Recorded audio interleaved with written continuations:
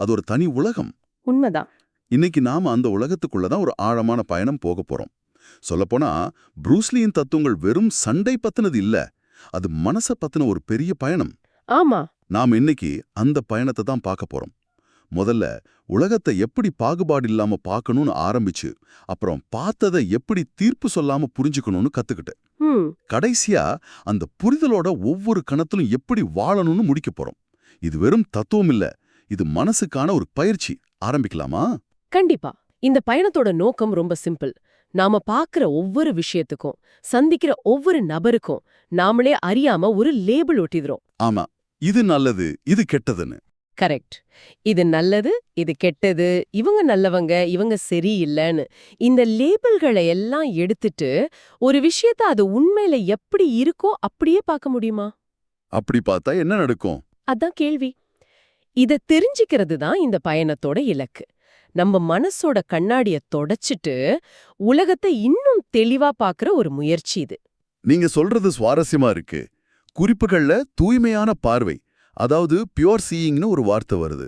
ஒரு அனுபவத்தை நாம எதிர்கொள்ளும் போது ஆமா, நம்மளோட விருப்பு வெறுப்பு, நம்ம கருத்துக்கள்னு எதையும் அது மேல திணிக்காம அதை அதோட முழு தன்மையோட பார்க்கிறதுன்னு சொல்லப்பட்டிருக்கு. அதாவது எடை போடுற வேலையை நிறுத்திட்டு முழுசா உணர்ற ஒரு உயிரினமா மாறணும். ஆனா இது கேட்க நல்லாத்தான் இருக்கு. எல்லா நேரமும் இப்படி விருப்பு இல்லாம இருக்கிறது ஆபத்து இல்லையா? ஒரு மோசமான சூழ்நிலைய நல்லது கெட்டதுன்னு எடை போடாம அப்படியே பார்த்துக்கிட்டு இருந்தா நம்மள நாம பாதுகாத்துக்க வேண்டாமா? எப்படி சொல்றீங்க? வேகமா வர ஒரு வண்டிய பார்த்து இது ஒரு வண்டின்னு மட்டும் விழிப்புணர்வோடு இருந்தா போதுமா? ரொம்ப முக்கியமான கேள்வி இது. இங்கதான் ஒரு சின்ன நுட்பம் இருக்கு. ப்ரூஸ்லியோ அல்லது இந்த தத்துவத்தை சொன்ன கிருஷ்ணமூர்த்தியோ பகுத்தறிவை முழுசா கைவிட்டுடுங்கன்னு சொல்லல. ஓகே. தேர்வற்ற விழிப்புணர்வு, அதாவது சாய்ஸ்லெஸ் அவேர்னஸ் அப்படிங்கிறது ஒரு சூழ்நிலையோட முதல் கணத்துல நம்மளோட பழைய அனுபவங்கள், பயங்கள், ஆசைகள் எல்லாம் சேர்ந்து தானா ஒரு தீர்ப்பை எழுதும். ஆமா, ஆட்டோமேட்டிக்கா. அந்த முதல் தீர்ப்பை அப்படியே ஏத்துக்காம ஒரு நிமிஷம் நிறுத்தி, ஓகே இது ஏன் மனசு சொல்ற கதை, ஆனா உண்மையில இங்க என்ன நடக்குதுன்னு தீர்ப்பு சொல்லாம கவனிக்கிறது தான். அப்போ அந்த வண்டி உதாரணத்துக்கு அந்த வேகமா வர்ற வண்டிய பார்த்து ஐயோ என் மேல மோதிடுங்களோ பயம் ஒரு தீர்ப்பு. அதுக்கு பதிலா ஒரு வண்டி வேகமா வருது, நான் நகரணுங்கிற கவனிப்பு தான் விழிப்புணர்வு. இது உங்களை செயல்பட வைக்குமே தவிர முடக்காது. ஓகே, புரியுது.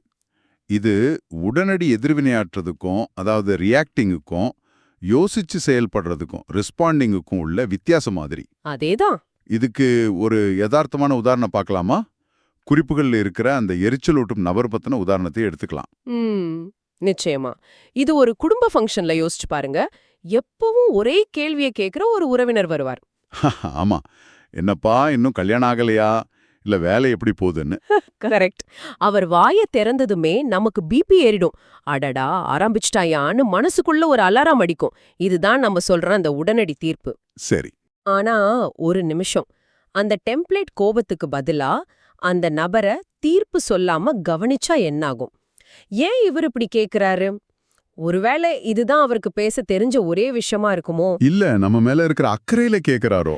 அப்படி யோசிக்கும் போது கோபம் கொஞ்சம் குறைய வாய்ப்பு இருக்கு. ஒருவேளை அவர் மேல பரிதாபம் கூட வரலாம். அந்த உரையாடலே வேற மாதிரி மாறும். அட, இது ஒரு ஆச்சரியமான விஷயம். அப்போ நான் கோபப்படுறேன்னு சொல்றதுக்கு பதிலா எனக்குள்ள கோபம்ங்கிற ஒரு உணர்ச்சி வந்திருக்குன்னு கவனிக்கணும்னு சொல்றீங்களா? ஆமாம். அந்த சின்ன வார்த்தை மாத்துறதுலே ஒரு பெரிய பார்வை மாற்றம் இருக்கு. ஆனா இங்க இன்னொரு சிக்கல் வருதே. குறிப்புகள்ல சிந்தனையின் இல்லாமை, அதாவது ஆப்சன்ஸ் ஆஃப் தாட்னு ஒரு விஷயம் சொல்லப்படுது. அது எப்படி சாத்தியம்? மனுஷன்னா யோசிச்சுக்கிட்டே தானே இருப்பான். அந்த உறவினர் கேள்வி கேட்கும்போது எதுவுமே யோசிக்காம இருக்க முடியுமா? இது நடைமுறைக்கு சாத்தியமா? மறுபடியும் ஒரு நல்ல கேள்வி. சிந்தனையின் இல்லாமைனா மனச ஒரு வெற்று ஸ்லேட் மாதிரி ஆக்குறதுன்னு அர்த்தம் இல்ல. அது சாத்தியமும் இல்ல. அப்போ இங்க அர்த்தம் என்னன்னா எண்ணங்களால அடிச்சுட்டு போகாம இருக்கிறது. அந்த உறவினர் கேள்வி கேட்டதும், பாத்தியா இவன் எப்போ இப்படிதான், இவனுக்கு வேலையே இல்லைன்னு ஒரு எண்ணம் வருதுன்னு வச்சுப்போம். சரி. அந்த எண்ணத்தை ஒரு தொடர்வண்டி மாதிரி புடிச்சு அதுல பயணம் செஞ்சு கோபத்தோட கடைசி ஸ்டேஷன் வரைக்கும் போறதுக்கு பதிலா அதுல இருந்து இறங்கிடணும். ஆமா, ஓ இந்த மாதிரி ஒரு எண்ணம் எனக்கு வருதுன்னு ஒரு சாட்சியா நின்னு பாக்குறது. அந்த எண்ணம் வரும் போகும், ஒரு மேகம் மாதிரி. நீங்க அந்த மேகம் இல்ல, நீங்க அந்த வானம். எண்ணங்கள்ல சிக்கிக்கிட்டா நீங்க அந்த தருணத்துல இல்ல, நீங்க உங்க மனசுக்குள்ள ஓடுற பழைய சினிமாவை பார்த்துட்டு இருக்கீங்க. சரியா சொன்னீங்க. அப்போ ப்ரூஸ்லி சொல்ற பெறுவதற்கு தயாராக இருக்க உங்களை நீங்களே காலியாக்கிக் கொள்ள வேண்டுங்கிற வாக்கியத்துக்கு இதுதான் அர்த்தமா? அந்த கோபம், எரிச்சல், பழைய நினைவுகள்னு எல்லாத்தையும் மனசுல இருந்து காலி பண்ணிட்டு ஆமா, அந்த நிமிஷத்தை எதிர்கொள்ள தயாரா இருக்கிறது. மிக சரியா சொன்னீங்க. அந்த காலிங்கிறது ஒரு வெற்றிடம் இல்ல, அது ஒரு திறந்த வெளி. புதிய விஷயங்களை, புதிய புரிதல்களை உள்ள அனுமதிக்க தயாரா இருக்கிற ஒரு திறந்த மனநிலை. ஓ, அந்த உறவினர் இந்த தடவை வேற ஏதாவது பேச வரலாம் இல்லையா? நாம பழைய கதையோட காத்துட்டு இருந்தா அந்த புதிய வாய்ப்பை இழந்துடுவோம். சரி. ஒரு விஷயத்தை தீர்ப்பு சொல்லாம பார்க்கிறது, அதுக்கு நம்ம மனச காலியா வச்சுக்கிறது ரொம்ப முக்கியம்னு புரியுது. ஆனா நம்ம வாழ்க்கை முழுக்க முடிவுகளும் தேர்வுகளும் நிறைஞ்சது தானே. கண்டிப்பா. ஒரு வேலையை ஏத்துக்கலாமா வேண்டாமா, ஒரு உறவை தொடரலாமா வேண்டாமான்னு நம்ம தினமும் ஏதாவது முடிவெடுக்க வேண்டியிருக்கு. அப்போ எது சரி எது தவறுன்னு யோசிக்காம எப்படி இருக்க முடியும்? இங்கதான் தீர்ப்புக்கும் பகுத்தறிவுக்கும் உள்ள வித்தியாசம் வருதுன்னு நினைக்கிறேன். அதை கொஞ்சம் விளக்க முடியுமா? கரெக்ட். இதுதான் இந்த தத்துவத்தோட அடுத்த கட்டம். தீர்ப்பு, அதாவது ஜட்ஜ்மெண்ட், அது ஒரு கதவை மூடுற மாதிரி. ஒரு இறுதியான முடிவு. ஆமா, அவன் ஒரு முட்டாள், இந்த வேலை சரி வராதுன்னு ஒரு முடிவுக்கு வந்துட்டா அதுக்கப்புறம் யோசிக்க ஒண்ணுமில்ல. அது ஒரு இறுதியான முத்திரை. ஆனா பகுத்தறிவு, அதாவது டிசர்ன்மெண்ட், அது ஒரு கதவை திறக்கிற மாதிரி. அது ஒரு செயல்முறை, ஒரு ப்ராசஸ். அவர் ஏன் அப்படி நடந்துக்கிறான்னு புரிஞ்சிக்க முயற்சி பண்றேன், இந்த வேலையில என்னென்ன சவால்கள் இருக்கு, என்னென்ன வாய்ப்புகள் இருக்குன்னு ஆராயறேன்னு சொல்றது. தீர்ப்பு உங்களை ஒரு சின்ன வட்டத்துக்குள்ள அடைச்சிடும், பகுத்தறிவு உங்க உலகத்தை விரிவுபடுத்தும். இந்த வேறுபாடு இன்னைக்கு ரொம்ப முக்கியம். யோசிச்சு பாருங்க, சோஷியல் மீடியால ஒரு ட்வீட்டை பார்த்துட்டு உடனே ஒருத்தரை பத்தி ஒரு முடிவுக்கு வர்றது தீர்ப்பு. ஆமா ஆமா. ஆனா அந்த விஷயத்தோட பின்னணி என்ன, அவங்க எந்த சூழல் அப்படி சொன்னாங்கன்னு யோசிச்சு பார்க்கறது பகுத்தறிவு. தீர்ப்பு உங்களை ஒரு விவாதத்துல ஜெயிக்க வைக்கும், ஆனா பகுத்தறிவு தான் உங்களுக்கு ஒரு விஷயத்த புரிய வைக்கும். உண்மைதான். ஆனா நாம ஒரு சூழ்நிலையில இருக்கும்போது நாம தீர்ப்பு வழங்குறோமா இல்ல பகுத்தறிவோட இருக்கோமான்னு எப்படி தெரிஞ்சுக்கிறது? அத உங்க உணர்வுகளை வச்சே கண்டுபிடிக்கலாம். நீங்க ஒருத்தர் மேல தீர்ப்பு சொல்லும்போது உங்க உடலும் மனசும் இறுக்கமா இருக்கும். ஒரு கவசம் போட்ட மாதிரி உணர்வீங்க. ஒரு டிஃபென்ஸ் மோட் மாதிரி. ஆமா, உங்க கருத்து தான் சரி, அதை நீங்க பாதுகாக்க போராடுவீங்க. அது ஒரு விதமான போர் மனநிலை. ஆனா நீங்க பகுத்தறிவோட அணுகும்போது ஒரு விதமான திறந்த தன்மையும் தெரியாரிட்டியும் இருக்கும். ஒரு கியூரியாசிட்டி. ஆத்துல தங்கத்தை சலிச்சு எடுக்கிற மாதிரி. எது வருதுன்னு பாப்போம், எது தேவையோ அதை எடுத்துப்போங்கிற ஒரு நெகிழ்வுத்தன்மை இருக்கும். அந்த இறுக்கத்துக்கும் நெகிழ்வுத்தன்மைக்கும் உள்ள வித்தியாசம்தான் அது. நீங்க சொல்றது எக்கார்ட் டோலேயோட ஒரு மேற்கோளை ஞாபகப்படுத்துது. பிரச்சனை ஒருபோதும் சூழ்நிலை அல்ல, அதே பற்றிய உங்கள் எண்ணங்கள் தான். ப்ரூஸ்லியோட தத்துவமும் இதுதானே. தடைகளுக்கு நாம எப்படி எதிர்வினையாற்றுகிறோம் என்பதுதான் முக்கியம், தடையே முக்கியமல்ல. அதேதான். இத உங்க குறிப்புகள்ல இருக்கிற அந்த சண்டை காட்சியோட ஒப்பிட்டு பார்க்கலாம். ஒரு வீரர் சண்டைக்கு போறார். அவர் மனசுல ஒரு தீர்ப்பு இருக்கு, நான் ஜெயிக்க பிறந்தவன், நான் தான் ஜெயிப்பேன். இது ஒரு விதமான இறுக்கமான நிலை. சண்டை ஆரம்பிக்குது. எதிர்பாராத விதமா எதிராளிகிட்ட இருந்து முகத்துல ஒரு குத்து விழுது. அப்போ என்ன ஆகும்? அவரோட நான் ஜெயிப்பேங்கிற கதை உடைஞ்சு போகுது. யதார்த்தம் வேற மாதிரி இருக்கு. ஆமா, உடனே கோவம், அதிர்ச்சி, பயம் எல்லாம் வருது. அவர் அந்த நிமிஷத்துல அந்த சண்டையில இல்ல, அவருக்குள்ள ஓடுற எனக்கு எப்படி அடி விழுந்ததுங்கிற கதைக்குள்ள அவர் மாட்டிக்கிறார். சரியா சொன்னீங்க. எதிராளி ரொம்ப புத்திசாலி. இவரோட கவனச்சிதறல புரிஞ்சுகிட்டு அடுத்தடுத்து தாக்குறார். இவர் கத்துக்கிட்ட பயிற்சிகள், நுட்பங்கள் எல்லாமே வீணா போகுது. ஏன்னா அவர் மனசு நிகழ்காலத்துல இல்ல, என்ன நடந்திருக்க வேண்டும்ங்கிற கற்பனையில இருக்கு. கடைசியில அவரு தோத்து போறார். அவரோட தோல்விக்கு காரணம் எதிராளியோட பலம் மட்டும் இல்ல, களத்துக்கு வரத்துக்கு முன்னாடியே அவர் மனசுல எழுதி வச்சிருந்த தீர்ப்பு தான். யதார்த்தம் அந்த தீர்ப்பை மாத்தி எழுதுனதும் அவரால் அதை ஏத்துக்க முடியல. அந்த சண்டை வீரர் தோத்து போனதுக்கு காரணம் அவர் நிகழ்காலத்துல இல்லாம போனதுதான் சொல்றீங்க. இது நம்மள நேரா அடுத்த முக்கியமான கருத்துக்கு கூட்டிட்டு போகுது. ஆமா, நிகழ்காலத்தில் இருப்பது, அதாவது பிரசன்ஸ் அல்லது மைண்ட்ஃபுல்னஸ். நம்ம மனசு எப்பவும் நேத்து நடந்ததை பத்தியும் நாளைக்கு நடக்க போறத பத்தியும் தான் யோசிக்குது. அந்த எண்ண ஓட்டத்திலிருந்து வெளியே வர்றது எப்படி? அதுக்குதான் உங்கள் கோப்பையை காலி செய்யுங்கள்ங்கிற பயிற்சி உதவுது. நம்ம மனசு ஒரு கோப்பு மாதிரி. ஓகே. அதுல கடந்த கால அனுபவங்கள், எதிர்கால கவலைகள்னு நிரம்பி வழிஞ்சா நிகழ்காலம்ங்கிற புதிய விஷயத்த ஊத்த இடம் இருக்காது. நிகழ்காலத்துல இருக்கிறதுனா அந்த பழைய தண்ணீரை கொட்டிட்டு கோப்பைய காலியா வச்சுக்கிறது தான். ஆனா எண்ணங்கள் வராம தடுக்க முடியாது. அதுங்க பாட்டுக்கு வரும் போகும். ஒரு ரயில் ஸ்டேஷன்ல நிக்கிற மாதிரி வர்ற எல்லா ரயில்லயும் ஏறி உட்காராம ஓ இந்த எண்ணம் வருதா, சரி போகட்டும்னு கவனிச்சு அதை அனுப்பி வைக்க பழகணும். ஆனா இது ரொம்ப கஷ்டமாச்சே. ஒரு நிமிஷம் கண்ண மூடினா 1000 யோசனை வருது. இது ஒருவேளை பெரிய ஞானிகளால, துறவிகளால மட்டும்தான் முடியுமோ? இல்ல நம்மள மாதிரி சாதாரண ஆளுங்களுக்கு இது சாத்தியமா? இது ஒரு பயிற்சி, ஒரு தசை மாதிரி. முதல் நாள் ஜிம்முக்கு போனா நம்மால பெரிய எடையை தூக்க முடியாது. ஆனா தொடர்ந்து பயிற்சி செஞ்சா முடியும். சரிதான். உங்க குறிப்புகள்லயே இருக்கு, ரொம்ப திறமையான பௌத்த துறவிகளால கூட 24x7 நிகழ்காலத்துல இருக்க முடியாது. ப்ரூஸ்லிக்கு கூட கோபம் வரும், விரக்தி வரும். ஓ அப்படியா? ஆமா. ஆனா அதுக்கப்புறம் அவர் ஒரு அமைதியான நிலைக்கு போய் தன் கோப்பையை காலி செய்வார்.